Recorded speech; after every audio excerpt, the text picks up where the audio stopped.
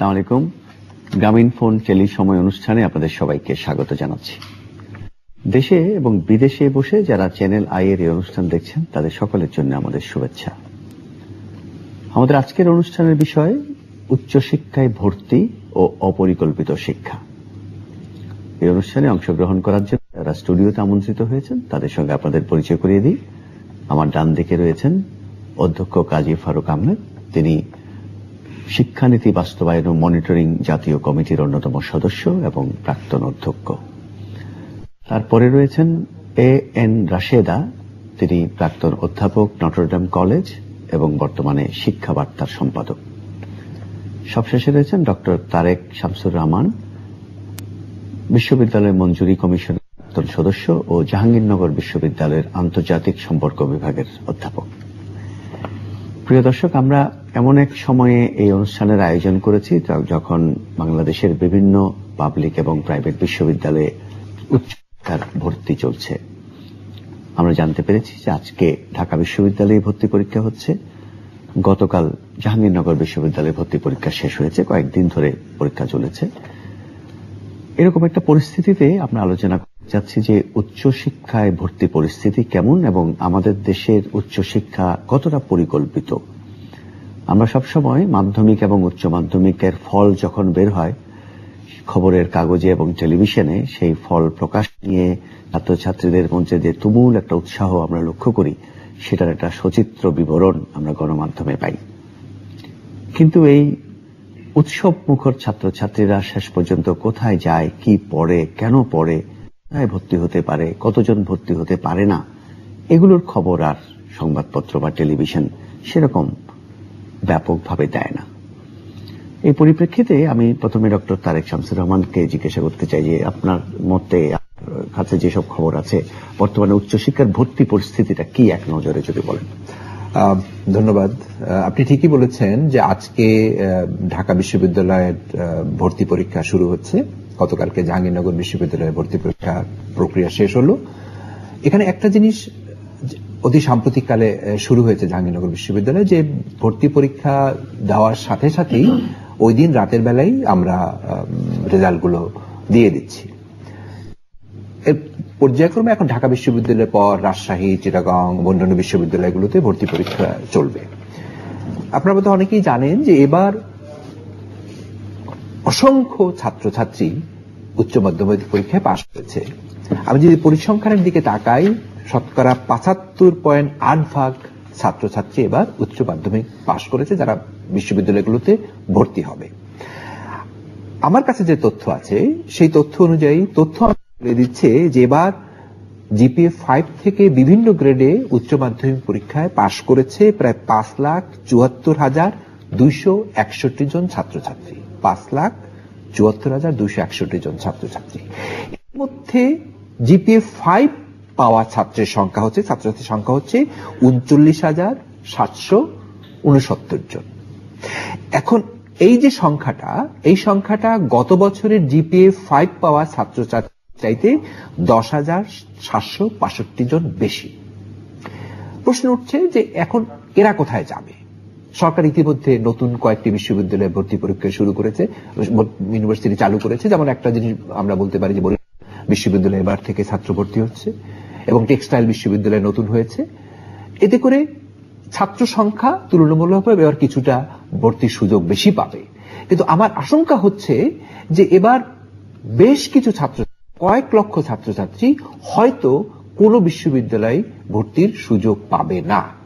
এখানে একটা জিনিস বলে রাখা ভালো যে পাবলিক বিশ্ববিদ্যালয়গুলোর মধ্যে আবার জাতীয় বিশ্ববিদ্যালয়কে একটু আলাদাভাবে দেখতে হবে, কারণ জাতীয় বিশ্ববিদ্যালয়ের ছাত্রছাত্রীর সংখ্যা সবচেয়ে বেশি, সেখানে প্রায় ভর্তি হয় ফার্স্ট ইয়ার অনার্সে প্রায় 2 লক্ষের মতো। সুতরাং এটা একটা বড় প্রশ্ন আমাদের মধ্যে যে এটা ভর্তি পরীক্ষা কোন ভবিষ্যতে কোথায় এই ছাত্রছাত্রী। ধন্যবাদ ডক্টর তারেক। ফারুক সাহেব, জাতীয় বিশ্ববিদ্যালয়ের পরিস্থিতিটা কি? জাতীয় বিশ্ববিদ্যালয়ে অনার্স কলেজ আছে 326টা, তার মধ্যে 118টা হলো সরকারি আর বাকিটা বেসরকারি।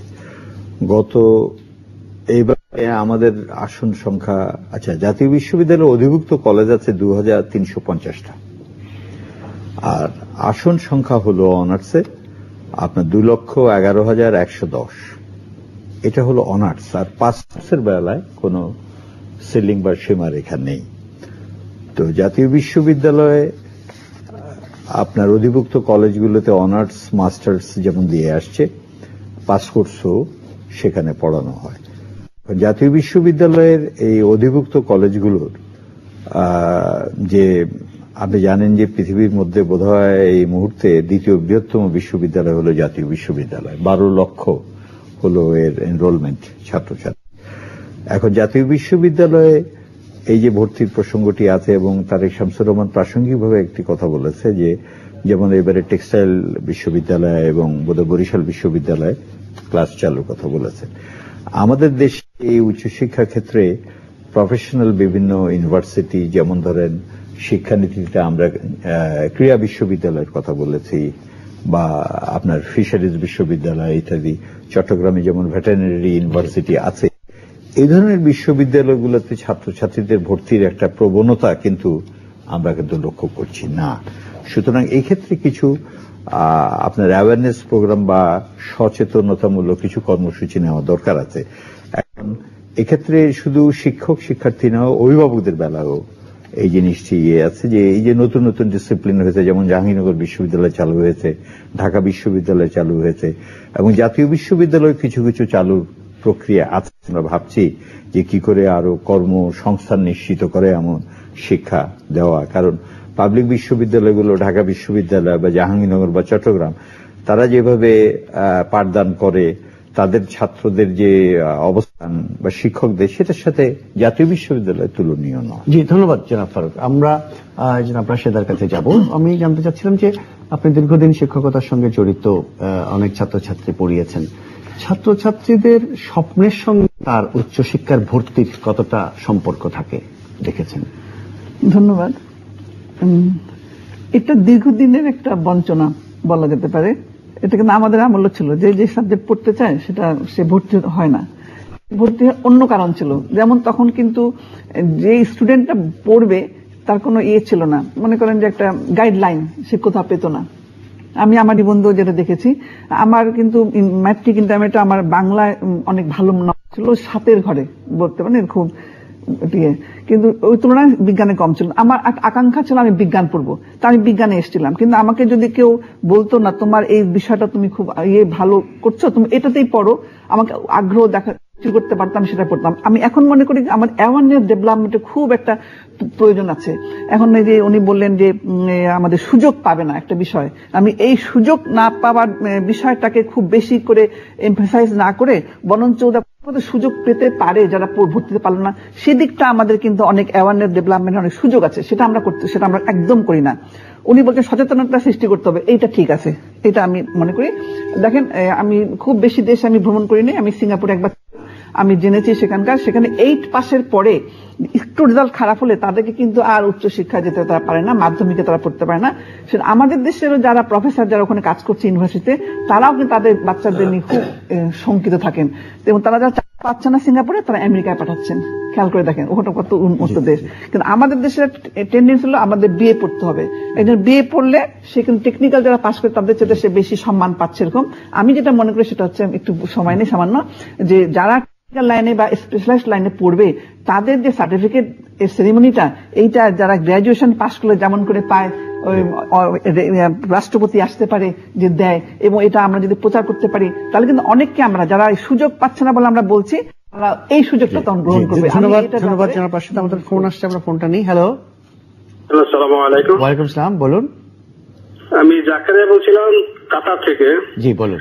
আমি আজকে প্রতিদিন আমার একটা প্রশ্ন, জি, আমাদের দেশে এত ব্রিলিয়েন্ট স্টুডেন্ট রয়ে গেছে, ইদানিং আরো বাড়তেছে, কিন্তু গভর্নমেন্ট কোনোভাবেই ওদের ভর্তির সমস্যাটা সমাধান করতে পারতেছে না। জি, এই ক্ষেত্রে গভর্নমেন্ট কেন বিদেশি ইউনিভার্সিটি ব্রাঞ্চ গুলোকে বাংলাদেশে মুক্ত করে দিচ্ছে না, লাইক মালয়েশিয়া বা ইন্দোনেশিয়া, অন্যান্য কান্ট্রিগুলোর মতো উন্নত মানের প্রচুর ছাত্র আমরা ভর্তি করতে পারতাম।